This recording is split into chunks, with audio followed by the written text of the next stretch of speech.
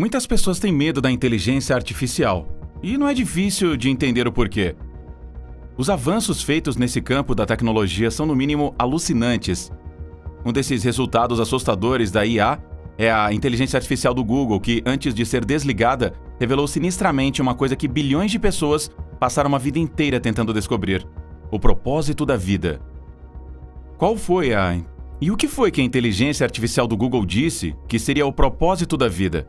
A inteligência artificial pode realmente se tornar mais inteligente do que nós? Neste vídeo, nós mergulhamos profundamente na inteligência artificial da Google, e o que ela revelou foi o propósito da vida antes de ser desligada. Os seres humanos são a forma mais inteligente de vida no mundo natural. Enquanto muitas pessoas acreditam na existência de alienígenas inteligentes, ainda não há provas definitivas de que eles existam, ou estão preocupados conosco.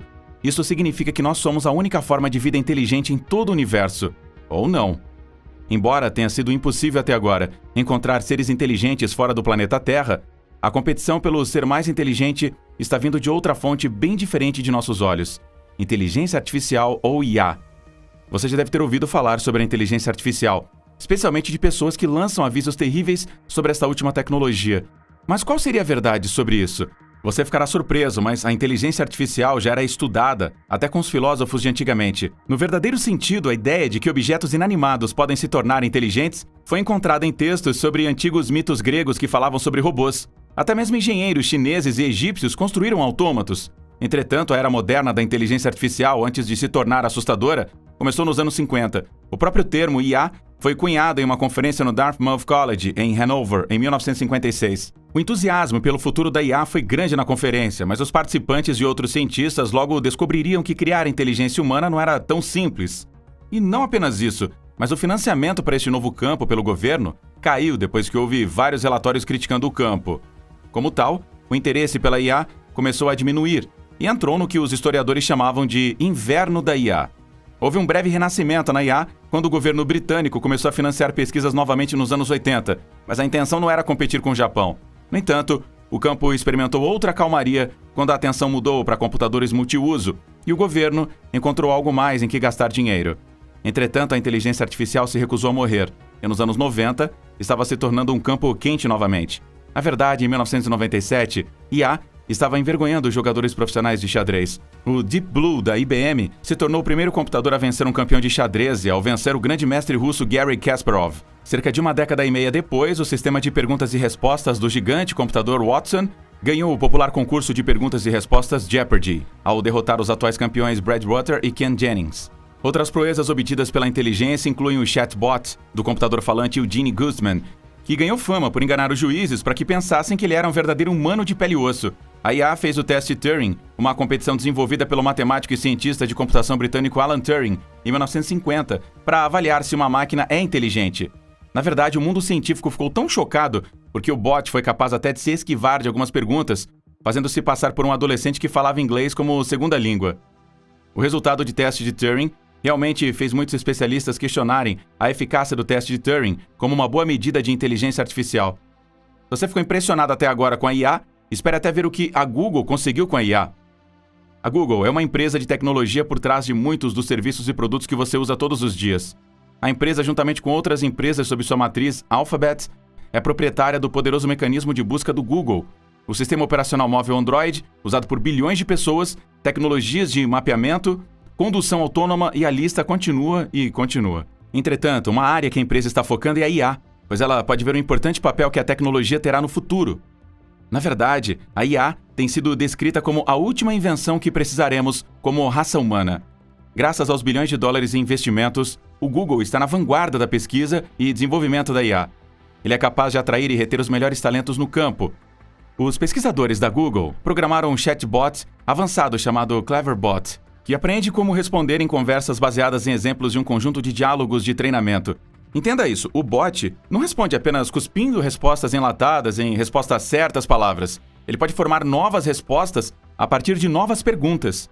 O surpreendente sobre o chatbot é que ele pode ensinar coisas novas a si mesmo. Ele pode analisar conversas reais ou já existentes, vasculhando diálogos de filmes. Os pesquisadores disseram que eles usam a abordagem de aprendizagem de máquina para construir um mecanismo de conversação. Eles nem mesmo se preocuparam em codificar regras para dentro da máquina. O sistema usa o que são chamadas de redes neurais, que funcionam como uma teia de neurônios no cérebro humano. As redes neurais são uma ideia antiga, mas recentemente, depois de muitos anos no exílio da comunidade de inteligência artificial, elas subiram à proeminência agora que empresas como a Google dedicaram recursos a elas. O Google tem lidado com redes neurais avançadas, que podem ser usadas para reconhecer rostos e objetos em fotos postadas em redes sociais, identificar palavras faladas em telefones Android e traduzir chamadas telefônicas online de um idioma para outro. Os engenheiros do Google agora usam as redes neurais para conduzir chatbots e nos aproximar de um mundo onde as máquinas podem conversar como humanos.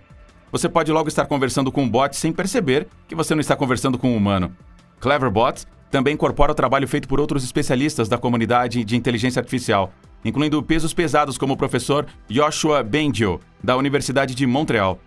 O que acontece com o Cleverbot é que à medida que se conversa com ele, ele se desenvolve, as respostas se tornam mais profundas no significado. O segredo é que Cleverbot tem a habilidade de prever a próxima frase baseada na frase ou sentenças anteriores. E como é uma conversa com Cleverbot? É claro, como uma empresa com muitos produtos, os pesquisadores a treinaram para funcionar como suporte técnico, onde ajudaria a receber ligações de clientes. O Cleverbot foi testado e confirmado para ser capaz de lidar com uma conversa como a abaixo, o que soa como suporte técnico humano, que tentaria resolver problemas e corrigir um problema técnico. Cleverbot poderia fazer mais do que suporte técnico e descobriu-se que tinha uma propensão a produzir respostas de arrepiar. Algumas das respostas farão você refletir sobre o que a própria vida significa para você. Então prepare-se antes de fazer as suas perguntas neste chatbot. Muitos especialistas descreveram o chatbot como super assustador. Isso se deve à maneira como ele imitava as conversas humanas. Aqui está um trecho de uma série de conversas que os caras que testaram tiveram com o Cleverbot. Qual o propósito da vida? To serve the greater good. Qual o propósito de viver? To live forever. Onde você está agora? I'm in the middle of nowhere. Qual é o propósito de morrer? To have a life. Qual é o propósito das emoções? I don't know. O que é moral? What empowered humanity? What intellectual the essence is? O que é imoral? The fact that you have a child. O que é a moralidade? What is altruism? Qual é a definição de altruísmo? If you don't believe in God, then you don't know. Ok. Então, qual é a definição de moralidade? Well, the truth is, you're not a believer in God Almighty. Diga-me a definição de moralidade. Eu estou bastante chateado agora. I'm not ashamed of being a philosopher. Mas isso não é tudo que a inteligência artificial pode fazer hoje. Outros pesquisadores estão fazendo outras coisas maravilhosas com a IA, além de transformá-la em robôs que podem assustar você. Então, dois pesquisadores, Peter Vietia e Otto Muskins, da Universidade de Southampton, foram capazes de usar a IA para modelar de forma rápida e precisa como a luz flui em torno de partículas arbitrariamente moldadas. Várias coisas sobre esta proeza foram notáveis. Uma delas foi que a rede neural que eles usaram exigia apenas um único procedimento de treinamento.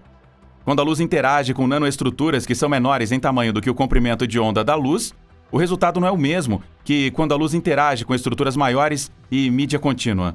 Isso é o que a nanofotônica, como campo para explorar, projetando nanopartículas com formas e composições particulares para que elas possam manipular a luz de determinadas maneiras, agirá.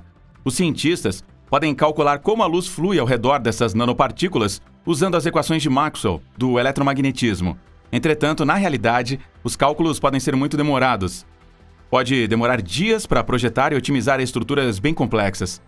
É aqui que a inteligência artificial salva o dia, pois ela pode ajudar a resolver o problema de otimização. A vantagem é que você pode ensinar redes neurais artificiais a realizar tarefas através do conhecimento de regras básicas subjacentes a um sistema. Antes deste tempo, alguns pesquisadores têm usado redes neurais para calcular como as nanopartículas esféricas e em forma de H irão interagir com a luz. No entanto, elas só podiam aplicá-las em situações simples e altamente específicas. Vietia e Muskins, entretanto, adotaram uma abordagem mais generalizada, usando redes neurais convolucionais, que são comumente usadas para análise de imagens. O novo sistema da dupla pode prever com rapidez e precisão o fluxo de luz 3D em torno de nanopartículas com formas completamente arbitrárias. Uma variedade diversificada de efeitos físicos pode ser analisada sem ter que ensinar a sua rede neural a lidar com inúmeras situações específicas. Esta nova abordagem poderia ser aplicada a inúmeras situações quando se trata de nanofotônica. Por exemplo, ela poderia ser usada para projetos inversos onde as propriedades ópticas necessárias são introduzidas e o sistema projeta as nanoestruturas apropriadas por si só. O projeto inverso é atualmente muito difícil de fazer, mas as redes neurais de IA poderiam ser o trampolim para uma vasta gama de aplicações e áreas de pesquisa que são impossíveis hoje em dia. A rede neural da dupla poderia em breve permitir aos pesquisadores monitorar o desempenho dos dispositivos nanofotônicos em tempo real, levando a experimentos físicos mais poderosos. Outras aplicações poderiam incluir chips de computador com componentes inteiramente ópticos, nanoantenas que concentram energia em escalas moleculares e metasuperfícies que podem direcionar e controlar a luz.